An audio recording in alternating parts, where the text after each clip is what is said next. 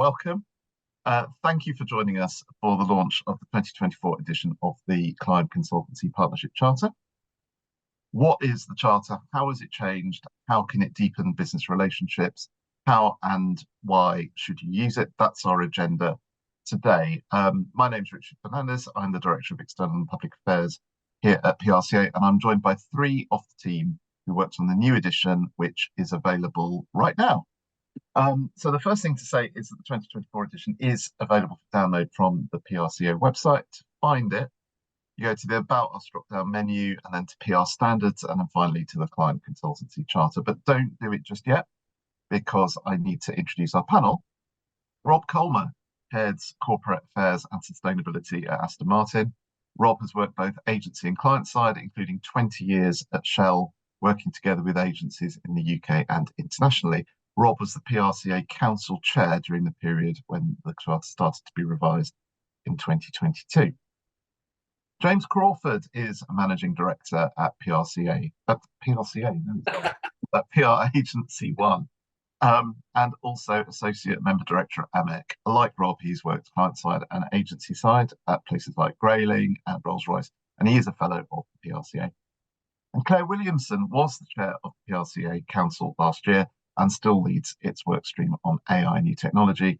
She's MD of Resonance, which is a B2B tech analyst relations, PR and content consultancy. So thank you all for joining us. It does feel kind of real now. A couple of pieces of business. If you're watching this live, the session's being recorded and will go up on our PRCA TV YouTube channel in the next few weeks. We'll send out a link so you can watch again and share with your network. But also please use the functionality in Zoom to post comments and questions. We'll answer those that we can see. If you're watching this on our YouTube channel, please don't forget to like and subscribe. You know about that. So let's get straight to the panel. I just want to invite people to give us some observations as we launch the Charter today. Rob, I think, can we start with you? Yeah, so, well, thanks very much for the welcome, Richard. Yeah, I mean, I just find the Charter just such a fantastic reference point. It's one of these things where you're kind of going through your day-to-day activity and you may be bringing new clients and agencies on board and work out how you're going to get together. And there's obviously all of the commercial realities of those conversations as well. But in terms of kind of a guide in terms of the spirit of how much how you want to work together, I just find the Charters a really useful kind of a reminder to be looking at and checking back in and using it to kind of just provide those kind of prompts. So I'm really glad that we've been able to offer up some other elements into the Charter now from where it kicked off more than 10 years ago. Brilliant. Thank you. Claire, what's your capsule review at this point? Yeah, fantastic. So yeah, thanks so much again for the introduction, Richard, and really excited to be here to discuss this today. I think it's a really important, as Rob's just said, an important framework, for want of a better term, for that ongoing relationship, but not only actually the ongoing relationship. When you first engage with a prospective client, it's really important that you kind of refer back to some of the guiding principles in here, because actually it sets the stage for a better, longer term partnership with clients when you get to winning them. And then it's a really good checkpoint, as Rob says, for making sure that you're managing that relationship appropriately, things like transparency, reporting, that value add as well. I think by leaning into this Charter, you can make sure that you're consistently delivering value add to your clients above and beyond the day-to-day. Yeah, I think that's a key theme that we'll probably keep coming back to as we go through this discussion. James, how about you? For me, it's a fantastic piece of work. Our industry needs more standards and quality principles. We are also we're audited by the PRCA as part of the Communications Management Standard, and the two things are very clearly linked. And in this day and age where I think maybe over the past couple of years, client relationships and agencies might have diverged a little bit with the increase in ghosting and certain principles short-term contracts and things like that. I think this is a really good reset and a good moment for everybody to get on the same page. Yeah, and we should say that one of the things we've been really clear about is we're not trying to replicate or duplicate the sorts of things that might already be in the relationships contractually. So it is very much meant to complement. So that's really useful. So the obvious next question is about what's new and different in the new edition. But before we get to that, it's probably worth taking just a moment just to look at the origin of the Charter and the process that was undertaken to update it. So, Rob, I'm going to rack up a couple of slides and perhaps you could talk us through those. Thank you very much. Yeah, so obviously the Charter now more than 10 years old, and I think we recognise that there was a need to update it, not least to take account of different ways in which the whole public relations communications industry was actually operating and how it was organised. And there were a range of other areas where we thought we needed to make some progress. So as part of the PRCA's council work, we wanted to make some progress, and to do that update, I think everybody has just spoken to this point around proper partnerships. Richard, I think that's kind of still the guiding force. And for folks who aren't so familiar with the PRCA Council, operating through a series of working groups. So that's exactly the mechanism that we followed for this update, but recognizing that our industry is extremely broad. So throughout the whole process, trying to consistently invite feedback and input from as far and wide as possible, particularly as we were trying to capture and develop ideas. We included a number of kind of wide-ranging consultations, and including through a number of industry media, trying to sort of profile the work that was going on, because the potential reach of the Charter's adjustment could be quite significant. Having them prepared a proposal with some changes there, then taking that through the PRCA Council and then on to the board of the PRCA itself to review it, get their advice and see what other improvements needed to be added. The other bit that, again, part of just that requirement, if you like, to make sure we were really testing this very widely, was then doing a little bit of testing through a sample of senior industry leaders, so we could again see whether we'd either missed something or we needed to add anything in additionally. And the world moves on quite quickly. So the last bullet point is particularly apposite, and I think James will talk this later on in the session, which is the arrival of AI and what that means for the industry. So I think we'll need to continue to kind of stay on top of this, but a lot of the core fundamentals which are around relationships, partnerships, respect, I think that'll continue to be the essence of what we might want to do with the Charter, at least for the next few years. Yeah, I think the idea of keeping the spirit of 2013 is something which I know you, Rob, have been very careful to replicate as we move through to this with the idea of increased professionalism and partnership. Yeah, we were very deliberate, Richard, not to kind of just start with a blank sheet of paper, because all the work that had gone in initially to set it up was really thoughtful. So there was a lot of consideration given to what needed to change in order to be kind of fit for purpose for 2024. Absolutely right. So that does bring us to 2024. So you can't have a charter without a chart, right? So we're going to take you through the top 20 changes and additions to the new edition, and Rob is going to start off and take us down from number 20 to number 14. Here we go. Great. Okay, so this one's really around protection of intellectual property. And ideas are a key part of our offering. Wherever you're sitting in the industry, just making sure that people are not pinching ideas, particularly out of that pitch process, where from a client side, you might be engaging with a wide range of different folks and different capabilities. we should have a sort of theme music playing, Richard, shouldn't we? So this is intended to be a sort of classic 80s, 90s pop pickers chart, but you can hum along if you'd like to whilst you're watching our countdown.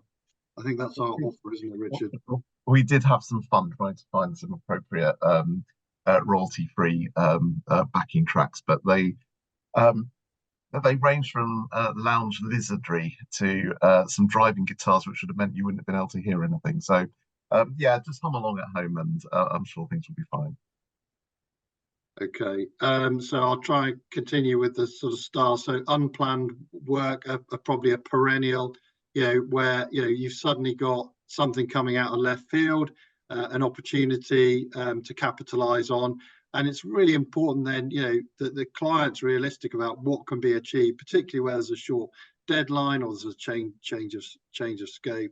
And it might be then that there's a trade-off in terms of what was originally planned, because if the capacity and bandwidth isn't available, then you obviously need to reschedule and be sensible about that.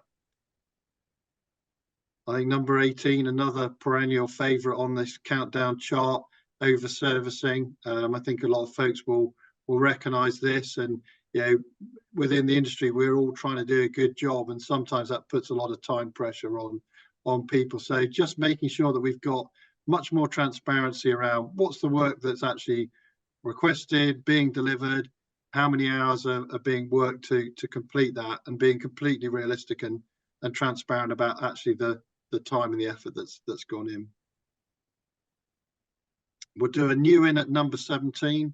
This one, just talking about how staff might move between the two organizations. You're building a trusting partnership and relationship. You might be working together for a number of years. A number of folk, as their career pathways develop, may move agency side to client side and vice versa.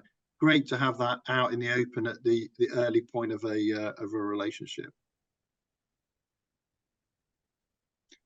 Brilliant. Next one coming here, then this is really about, again, having some structure available then as part of an annual review. So hopefully you've got that continuing relationship. And if it's obvious that there are certain new additional activities or changing expectations around what's required, particularly from the client side, just to be open around that and what's going to be required in terms of personnel, and then the costs to actually deliver that work and support what's going on there.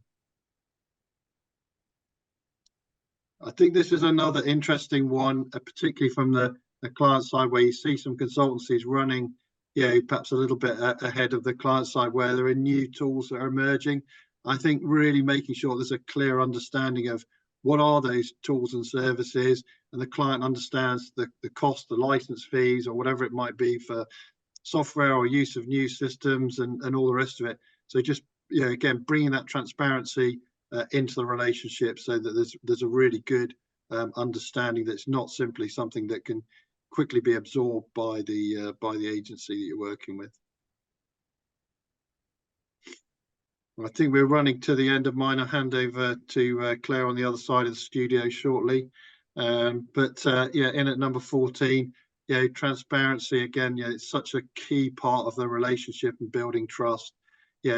Budgets and being clear on that. One of the things that I've always found tremendously helpful is if an agency is able to feed back to me and say, we've worked the number of contracted hours, this is where we're up to. And that gives you then a really nice choice point as to whether or not you're going to invest, whether the people capacity is available to do the work, and you don't then suddenly get a shock at that sort of end of month quarterly meeting where there's a mismatch in terms of work done and the charges that are coming in.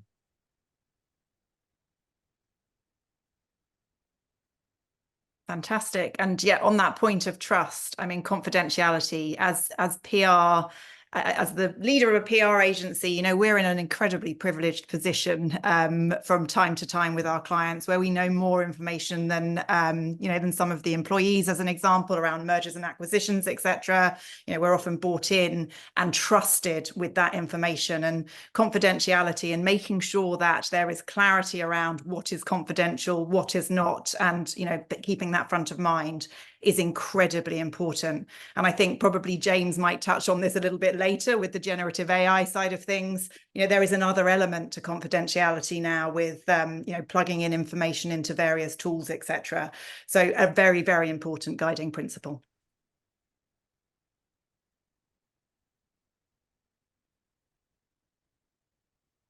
And yeah, transparency, again, back to that point on trust. Without transparency, there is no trust. Without trust, there's a lot of friction to getting work done.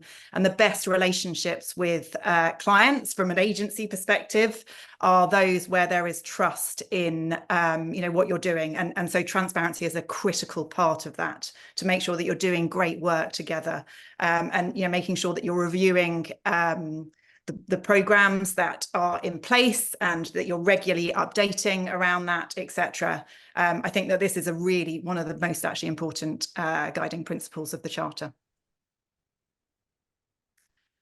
And then codes of conduct. So we are, as an industry, nothing without protecting our own reputation. So it's really important that codes of conduct are followed. It's our duty to be the custodians of truth, accuracy, and fairness. And diversity and inclusion, again, we advise a lot of our clients around these particular points. Diversity has to be a business priority. It's good for business.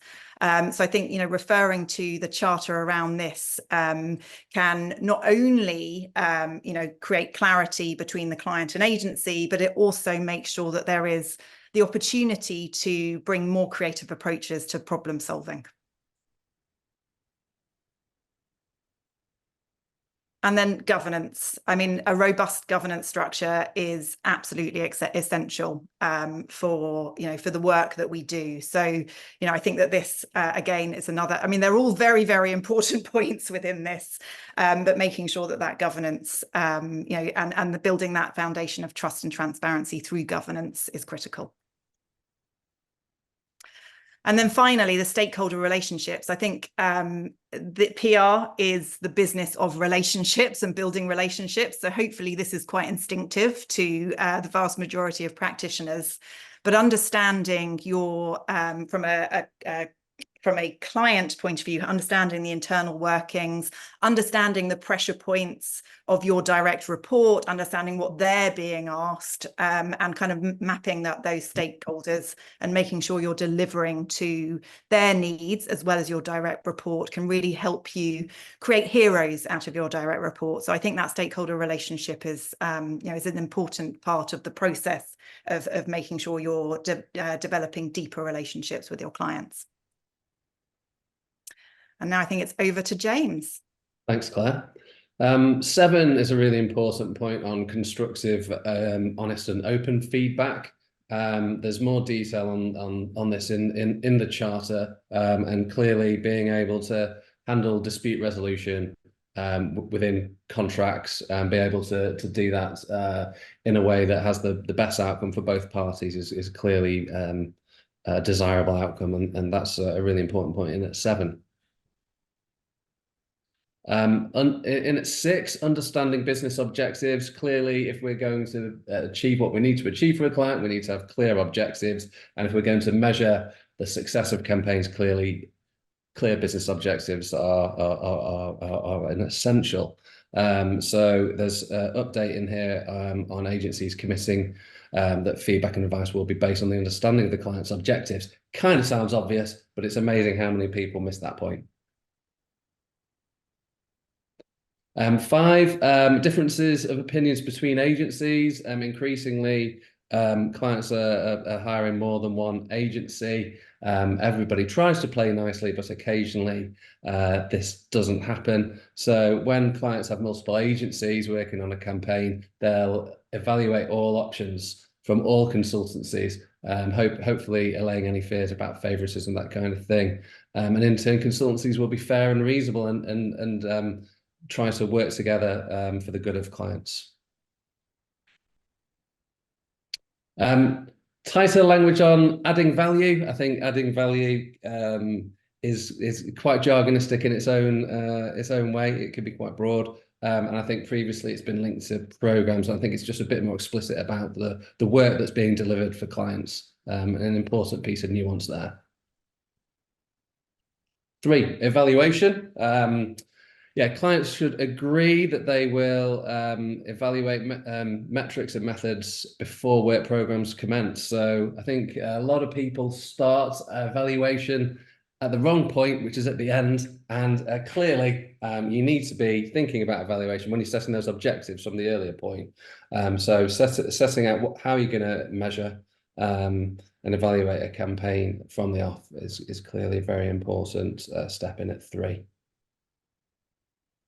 2, and measurement. With my AMEC hat on, I think both parties should sign up to use measurement standards consistent with the AMEC integrated evaluation framework. I'm sure you're all aware of that. That's available online if you need any more information about it. It's a very user-friendly and flexible tool for PR and communication professionals to adopt. And in at 1, AI is in addition to the document.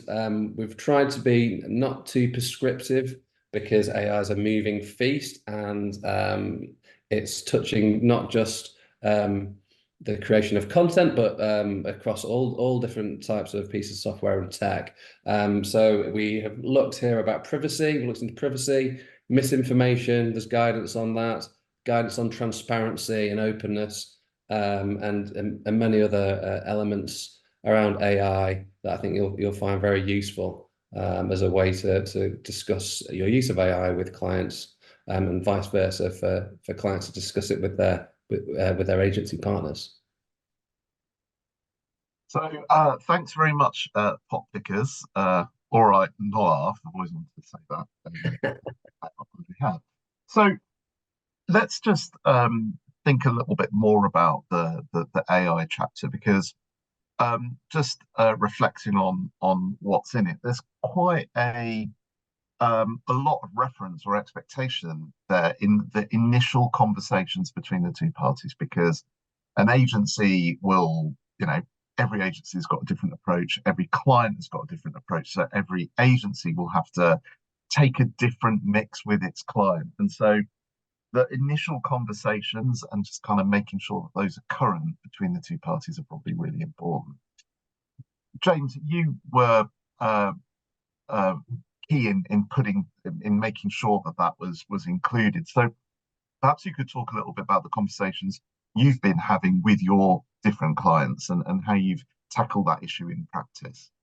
Yeah, I think a lot of client concerns have centered on privacy, actually, as one of the main important pieces, and that is a #1 concern for most practitioners in the space. Anonymizing client work, not using client data, using AI, making sure you're using the paid platforms where you've got greater privacy, rather than the free.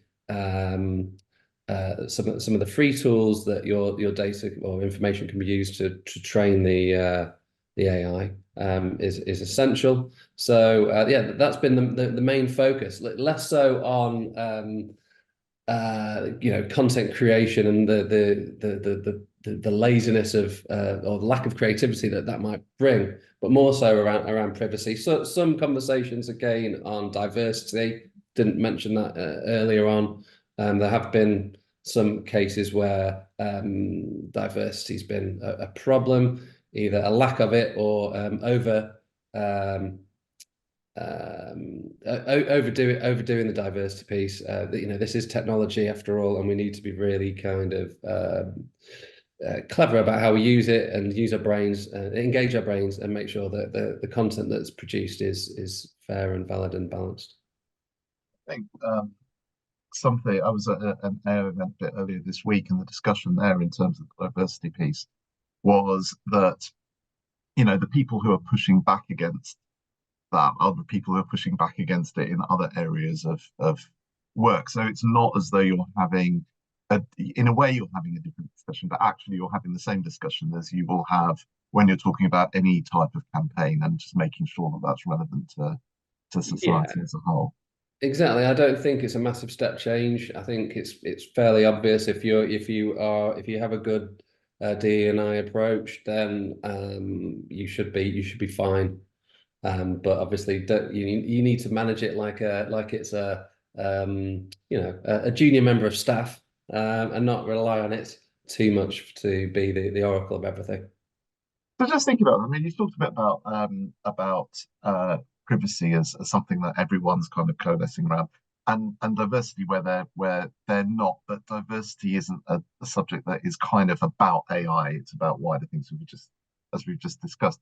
Where else on an AI front are clients kind of going in different directions? Well, I wouldn't. One of the it's not necessarily been client led, but just more general around AI. I think the biggest concern is around misinformation, actually, and propaganda, and that is my biggest concern about it. And it's something that clients haven't necessarily flagged to me. Maybe I'm not working on those types of business, but I think as a government level, as a political level, there are major concerns around misinformation, and that no one's really come up with a solution to do that. Obviously, anybody thinking about getting involved in misinformation, that's clearly out of order and not part of the charter. But there also needs to be some sort of solution to how that's addressed as an industry and as a society. Just open it out to the rest of the panel, because you might have some, but Claire and Rob, you may too. There is an argument that, if technology, and without, by the way, wanting the whole of this conversation to be about AI for the rest of the session, but that the technology, in the same way that it helps put out mis and disinformation, can help us counter mis and disinformation. I just wondered whether any of the panel had any tools that they're aware of, or that people can use to mitigate against it. Did you want to say something, or shall I? Go for it. I'll start off, Richard. Yeah, so I think one of the most interesting bits, and James will tell me if this is an urban myth in a minute, was using an AI tool to produce a piece of work, and within that you can ask it to cite references. And the story that was explained to me was that there was a fantastic piece of insight that was generated by the AI. It was referenced, but the reference had been created by the AI as the ideal reference about two academics who had collaborated together, which I thought was brilliant work from the AI. But the only way in which it was detected was that then a person was able to recognize that these two people had never collaborated on that piece of research, and it didn't actually exist. So I think, this is where some of the skill, the expertise, the human factors sort of come into play, whereby, if you are using something that's AI generated, the value and the expertise that you can offer up as a professional, and the subject matter understanding, the knowledge that you've got in a sector or industry, really can make such a big difference. So, James, hop in if I've kind of been wildly misled, but I found that a really good kind of cautionary tale for how important people are alongside the AIs. Fully agreed there. I think hallucinations and inaccurate citations are definitely a factor. And again, treat it like I'm not punching down on graduates, but if a graduate does a piece of work for me, I will check the details, and I check the citations. So that you've got to do exactly the same thing with AI. Yeah, it can never, ever be the final piece of work that's sent unchecked anywhere. Hallucinations are a major problem. And it's not just in our industry. there's horror stories around lawyers standing up in court referencing legal cases that never existed, etc. So I think, it's absolutely critical that there are 2 to 3 reviews of anything created by, and it should only ever be a starting point, to be honest. Brilliant, thank you. Claire, I want to come to you now and just talk about the sort of agency perspective in this. I mean, obviously, all of you have different perspectives on it, but Claire, just thinking about some of the relationships that you have with your clients, how open are they to the sorts of conversations that the charter implies that you're going to have? Yeah, I think, as I said at the very beginning on that first question, I can't remember exactly what it was. We use these principles as guiding principles for even prospecting. So if we get through a brief, obviously there's a chemistry test. You've got to get on with the client, etc. And so we only really ever end up working with clients that are open to conversations, the harder conversations as part of this charter. So I'm a little bit, I can't tell you the fuller story because we use it to brief in and bring on clients. But the clients that we do have are very, very open to it. And again, it comes back to, we, using the Charter's principles, have very open and trusting partnerships with our clients. So if we need to have a conversation around hours, a conversation around brief creep, a conversation around, confidentiality, etc., we're able to have that because we've got the foundations of a relationship based on these principles. So yeah, I mean, clients are always very, very, we've got grown-up clients, I guess is the point. And those that have not quite fit within that haven't lasted long with us because we just can't do our best work unless we're adhering to this sort of framework. The other thing I was going to say is that protection of IP is, sometimes you can't quite sniff it out before you've gone in and put a huge amount of effort and hours into answering an RFP. And that is one of the biggest frustrations. I think the fact that sometimes an agency just isn't appointed, even though you've gone through the beauty parade and they've said these are great ideas, and damn sure that they're using some of those ideas to advance their programs internally. And I don't know if we'll ever really get around that. I think, if you can't, sometimes it's a gut feeling, other times it gets through you. So yeah, if we can find a way to eradicate that, then brilliant. It's an important point because actually, there are so many issues in pitching and delays between people being accepted and contracts and so on. We're hearing that all the time. So you don't necessarily know whether they, there's a reasonable reason why you've not heard back, or just that, it wasn't. Yeah, the ghosting, I think during periods of turmoil, which we've been in for quite a few years now, for one reason or another, that ghosting, it gets more commonplace. And so I think, being able to point to the charter maybe as a last resort will be very helpful. That's grand. And Rob, I'm going to come to you. Claire mentioned grown-up clients, and I suppose you've got loads of experience being client side, but if at one point you were new to it and not grown up, so if I were new at being a client, what would you say to me are the best reasons for embracing the charter? Yeah, well, just to build on quickly on what Claire was saying, I mean, I probably have been a ghostly client at some times, not out of malice, but I think what the charter helps to do is it reminds you to communicate with each other, and so it's a really good prompt. And I think to the point about sort of new clients, Richard, I think it's that kind of checklist, is that having things top of mind. We're all operating in a really busy environment, and so sometimes you miss out on some of those fundamentals. I think there's two bits that we've touched on today. One's around kind of the business objectives, and the other one's evaluation.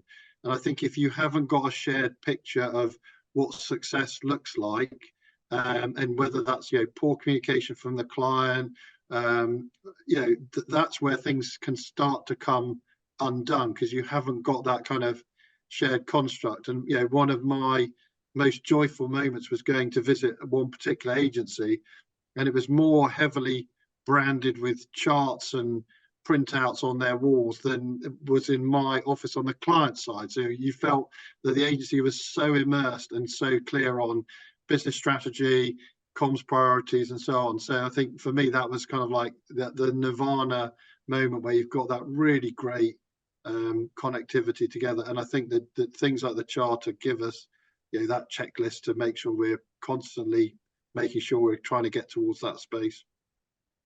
And I suppose there's the reverse of that, I guess, the clients who think that they're really great and they don't need to be told anything, and they know exactly where they are because they are winners in business and no one needs to tell them anything. We've all come across these people, right? So how would you counter that with them? Well, I think that's probably a coaching conversation, Richard, as much as anything else. I mean, I think one thing which is great about what the PRCA does generally is, it drives, it creates a learning environment where we're able to kind of share different experiences and build on it. And I think for folks who are kind of exhibiting that kind of behavior, Richard, they're probably missing out, because there's so much that you could be learning all the time from all sorts of different people. And to Claire's point, being sort of respectful about IP, but ideas, innovation, these are kind of real strengths for our industry, and where we make a really massive impact in terms of shaping the message, educating, informing, persuading people. So I'd certainly encourage anyone on the client side to be just looking at the charter and just reflect on it. Are we scoring well in this space? Are we exhibiting these kind of behaviours? Have we got a really good partnership with our agencies there? Because if you haven't, you're probably missing out.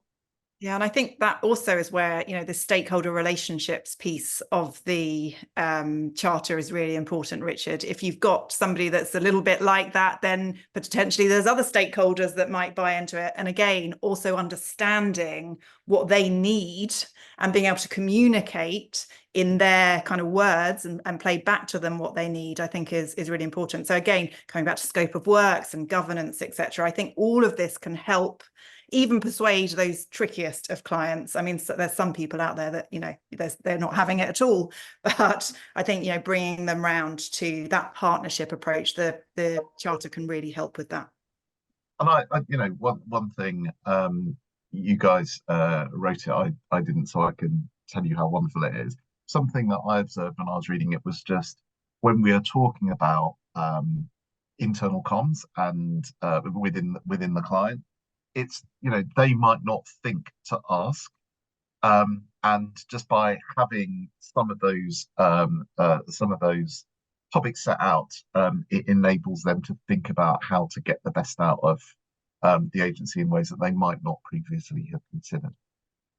So yeah, I think that's a key thing for me. Just we could do sort of light bulb moments. But I think also, Richard, it's not about necessarily a straitjacket. There's got to be a degree of fluidity. So I think things will move on. Business environment changes, priorities change as well. So we've got to hold those two things together. So your organisations get in a changing environment, relationships changing, priorities change, but still the charter gives you that kind of anchor point to refer back to. Yeah, and I think that a lot of people will have long-term relationships with long-standing clients, and maybe it's not appropriate to say, hey, we've got a new charter and we want to start all the work that we've done and the relationship we've built over this time is now up for grabs again, but actually you can just as you say, make sure that the principles are being applied. Now I'm looking at the dashboard, but I can't see any questions, so I think what I'll do is just go round to the panel once more and just invite you to make a couple more observations or things that you've thought of that have come up from the conversation. And James, you've been quite quiet recently, so we'll start with you. Yeah, I was just saying that standards are really important, and you don't want to shove it down your client's throats. So, I mean, I think most people in most proposals that they do, they have a way of working section. Maybe they don't, we do. And I will be linking to this in there. So we'll make reference to it. Clients can go and read it. We might, I doubt we're going to go through it with them line by line, but hopefully the ones who are smart will take note of it, and that's that's a really practical way of that we're going to use it, and we're looking forward to doing so. Brilliant, thank you, Rob. So one thing I'm just thinking about is that if you found yourself, I think, largely just working client side or just agency side, I think the more opportunities we've got to kind of walk in each other's shoes, the better. So one thing that I've often promoted with agencies I've worked with is almost have a kind of mini secondment, so you can see what the relationship looks like from the other side of the table, if you like. And I definitely commend that to anyone in terms of, you know, a mechanism to kind of build more shared understanding around, you know, how both organizations operate on a sort of day-to-day practical basis. And then I think that can really help improve the relationships through that kind of learning and understanding. And Claire. Yeah, I think what Rob's just picked up on actually is a really important point. And I think going back to somebody just said, don't shove it down the throats. I think, James, you said that. This ultimately, everybody is a person and everybody has their own stuff that they're dealing with on a day-to-day basis. I've worked in-house also, and so I can see it from that side of things. You know, there's multiple people, there's multiple pressure points, etc. So I think using the charter to take a step back, and again, I'm going to go back to stakeholder relationships. Everything is about relationships here and making sure you understand the other person's perspective and can communicate in a way that that person, you know, can understand you. Really, I think the onus is on the agency to do that for the client. So really, just building a solid relationship is critical. That's great. Now, we have had a question that's come in. We'd love to use this in South Africa. I haven't read it yet, which is fair enough because it's only been online for like 10 minutes before we started the session. Do the panel think that it's that it can be applied on a global scale and across different markets? Yeah, I mean, we thought about that when we were doing the upgrade, Richard. So, you know, including, in fact, getting some consultation from markets outside of the UK. You know, and a lot of it is kind of principle based. I mean, if there are country contextual factors to consider about, I think probably just put that on the table as part of that client agency conversation, if that's something that particularly stands out in that location. But, you know, the intent was that it's got really broad applicability. I think that's fair enough, and you know, the flexibility that we've talked about throughout this discussion is probably really key there, isn't it? So I think at least what that has done is show that the Q&A functionality was working, and maybe people are like, no, I need to go away and read it first so I can come up with the perfect question. So we'll look forward to people just getting in touch with us and making observations about what they've seen. So that kind of wraps things up for us this afternoon. I have a few thank yous. First, those of you who joined us today, we hope this discussion has given you a good idea about what's new in the Charter, how you can use it, just thinking about the conversations that you'll now have. But a bigger and wider thank you to the many people who have contributed to the new Charter. Rob talked about the consultation process that they went through, but also the people who were part of that working group. The work is really appreciated. Hopefully you'll take some pride in having that work now shared with the industry today and in the coming weeks and months. Huge thank you to the panel for your talent and time. You've given us loads to think about and practical insight. So thanks again for that. So with all said and done, we hope to welcome everyone to our next event. But for now, from PRCA and all our panelists, ta-ra for now.